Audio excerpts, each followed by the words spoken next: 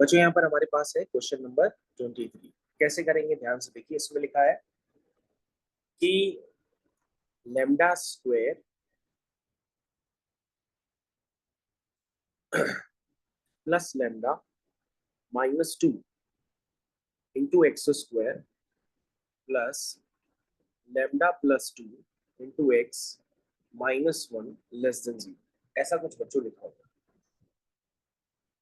कह रहा है कि ये कोई क्वाड्रेटिक एक्सप्रेशन है, वो लेस देन 0 है। लेस देन 0 का मतलब उसकी वैल्यू 0 से कम यानी कि नेगेटिव है। चाहे हम दुनिया के कोई भी एक्स डालें, मतलब यहाँ लिखा है for every X belong to real number. Real number का मतलब सारे एक्स जो -∞ से +∞ के बीच में लाई करते हैं। तो बच्चों आपको याद रखना होगा कि ax square plus bx plus c less than 0 अगर होता है for every X belong to real number, तो बच्चों है तो ये क्वाड्रेटिक एक्सप्रेशन।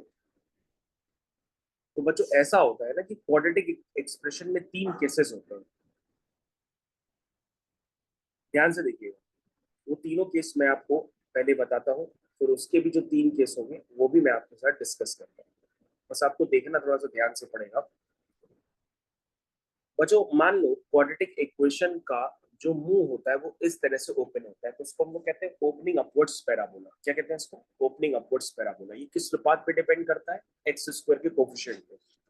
तो बच्चों अगर एक्स स्क्वायर का जो कोफिशिएंट होता है अगर वो 0 से बड़ा हो और डिस्क्रिमिनेंट भी 0 से बड़ा हो, तो ऐसे केस में क्या होता है, दो रियल और डिस्टिंक्ट रूट्स होते हैं। तो बच्चों वो रूट कहाँ होते हैं? ये होते हैं। इसका नाम होता है अल्फा और ये इसका नाम होता है बीटा। बात समझ रहे हो? क्यों होते हैं? क्योंकि बच्चों आपके पास कोई भी क्वाड्रेटिक इक्वेशन जब आप लिखते हो ना, तो अगर आप कहते हो उसका एक root X equal to alpha है, तो अल्फा उसमें जैसे ही डालते हो तो वाई की वैल्यू क्या आ जाती है? 0 आ जाती है। आ जाती है ना, क्योंकि उसको सेटिस्फाई करता है। तो बच्चों वाई 0 कहाँ पर होगा? एक्स एक्सिस पे ही तो होगा। तो एक्स एक्सिस में पॉइंट है अल्फा और बीटा, ये इसके रूट होंगे। लेकिन किसी ने कह दिया कि भैया ए पॉजिटिव है लेकिन डी इक्वल टू 0 है, तो ऐसे केस में ओपनिंग अपवर्ड्स होगा लेकिन दोनों रूट्स आपस में इक्वल होंगे, तो ग्राफ एक्स एक्सिस को टच करते हुए इस तरह से निकल जाएगा। यही रूट आपका अल्फा होगा, यही रूट आपका बीटा हो जाएगा। सेम हो जाते हैं दोनों रूट्स। लेकिन बच्चों अगर आपका ए पॉजिटिव है और डी नेगेटिव है, तो तुम कहोगे सर एक भी रियल रूट नहीं होगा, तब ग्राफ एक्स एक्सिस को बिना टच या कट किए हुए ऐसे ही निकल जाएगा। तो बेटा हमने कहा जो अभी वाला आपने केस बनाया ना कि ए पॉजिटिव हो डी नेगेटिव हो, तो ध्यान से देखिएगा इसका मतलब क्या है। इसका मतलब ये होता है कि बच्चों आप कोई भी एक्स डालोगे तो हर एक्स पर उसकी वैल्यू क्या आएगी? 0 से बड़ी आएगी। हर एक्स पर उस एक्सप्रेशन की वैल्यू क्या आएगी? 0 से बड़ी वैल्यू आएगी। ये आपको दिख रहा है? दुनिया का कोई भी एक्स। तो हम लोग कहते हैं बच्चों यहाँ पर कि A X square plus B X plus C जो होता है वो अगर ऑलवेज पॉजिटिव है हर एक्स के लिए, for every X belong to real number, तो वो तभी पॉजिटिव हो सकता है जब उसका ए भी पॉजिटिव हो और डी भी क्या हो? नेगेटिव। अगर ये दोनों केसेस एग्जिस्ट करते हैं तो ऐसे केस में वो ऑलवेज पॉजिटिव होता है। अब ध्यान से देखो बाकी बच्चों 3 केस कौन से होते हैं।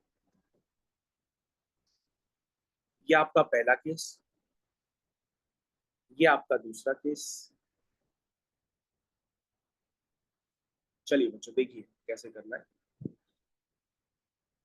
अब बच्चों आपको ध्यान देना होगा कि यहाँ पर ए को नेगेटिव आप कर दें और डी को पॉजिटिव कर दें। तुम कहोगे सर ए नेगेटिव डी पॉजिटिव हो सकता है, ए नेगेटिव डी इक्वल टू 0 भी हो सकता है, ए नेगेटिव डी भी नेगेटिव हो सकता है। तो तीनों केस हमने बना दिए हैं। अब बच्चों आपको ध्यान देना होगा, ए नेगेटिव का मतलब होता है ओपनिंग डाउनवर्ड्स पैराबोला। तो ओपनिंग डाउनवर्ड्स पैराबोला इस तरह से बना। और डी पॉजिटिव है, डी पॉजिटिव है तो इसका मतलब क्या होंगे? रियल रूट तो होंगे ही होंगे। बोलो भाई समझ में आया? ये चीज सबको समझ में आ रही कि ए नेगेटिव है और डी पॉजिटिव है, तो ए नेगेटिव का मतलब ओपनिंग डाउनवर्ड्स और डी पॉजिटिव का मतलब क्या हुआ कि उसके दो रियल रूट है वो आपको नजर आ रहे हैं, अल्फा और बीटा। अब बच्चों ए नेगेटिव है, डी इक्वल टू 0 है, तो इसका मतलब ग्राफ आपका इस तरह से बनेगा, क्योंकि यहाँ पे दोनों रूट्स इक्वल हो जाएंगे। ए नेगेटिव है तो ओपनिंग डाउनवर्ड्स। तो बात समझ में आई? लेकिन बच्चों अगर आपने कह दिया ए नेगेटिव है डी भी नेगेटिव है तो ग्राफ बिना एक्स एक्सिस को कट किए ऐसे ही निकल जाएगा। ए क्या होता है? हाईएस्ट डिग्री का कोफिशिएंट, मतलब एक्स स्क्वायर का कोफिशिएंट। तो बच्चों यहाँ पे देखोगे आप हर एक्स पर आपको यहाँ पे वैल्यूज की क्या मिलेगी? नेगेटिव मिलेगी, क्योंकि हर बार वैल्यूज को वाई एक्सिस के नीचे ही मिलेगी और वाई एक्सिस के नीचे वैल्यू हमेशा क्या होती है? नेगेटिव होती है। तो आपको बच्चों ध्यान देना होगा थर्ड वाले केस के लिए कि इस तरह के जो एक्सप्रेशन होते हैं A X square plus B X plus C, ये ऑलवेज नेगेटिव होते हैं for every X belong to real number. लेकिन ये बच्चों कब होते हैं पता है? ये होते तब है बच्चों जब ए भी नेगेटिव हो और डी भी नेगेटिव। ये आपको ध्यान देना होगा। यह दोनों बातें जब एक साथ होल्ड करती है यानी इनका इंटरसेक्शन, तब जाकर के एक्सप्रेशन की वैल्यू क्या होती है? Always negative. तो बच्चों ये आपके केसेस होते हैं, यानी आपके मतलब का एक ये वाला केस है जो आपको बार बार देखने के लिए मिलेगा और एक ये वाला केस है, ये भी केस बच्चों आपको बार बार देखने के लिए मिलेगा। समझ में? तो बच्चों देखो ऊपर वाला जो आपके पास क्वेश्चन नंबर 23 है उसमें क्या गिवन है?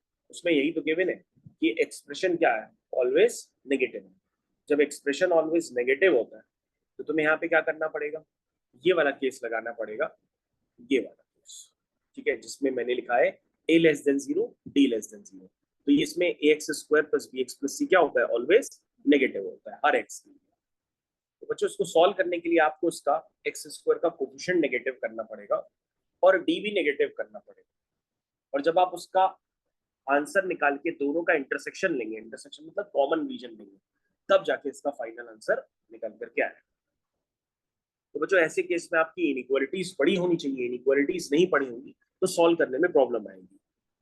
तो बच्चों वहां पर ए की जगह क्या था? ए की जगह था lambda square plus lambda minus 2 less than 0, ठीक है। और बच्चों डी आपका क्या था? डी भी निगेटिव करना है, तो डी होता है आपका बी स्क्वायर, ठीक है, माइनस 4ac, ये हो गया ए और ये हो गया सी। सी कितना है बच्चों? -1, ये हो गया लेस देन। ये हो गया बी स्क्वायर -4ac, क्या हो गया? नेगेटिव हो गया। अब बच्चों आपको ये दोनों एक्सप्रेशन सॉल्व करने पड़ेंगे और सॉल्व करके आपको इनका इंटरसेक्शन लेना पड़ेगा, तब जाके आपका फाइनल आंसर निकल के आएगा। तो जिन बच्चों ने इनइक्वालिटीज पढ़ रखी है वो इस क्वेश्चन को सक्सेसफुली परफॉर्म करेंगे, ठीक है। मैं आपको इसका आंसर कंफर्म करा देता हूँ, इसका आंसर क्या आने वाला है।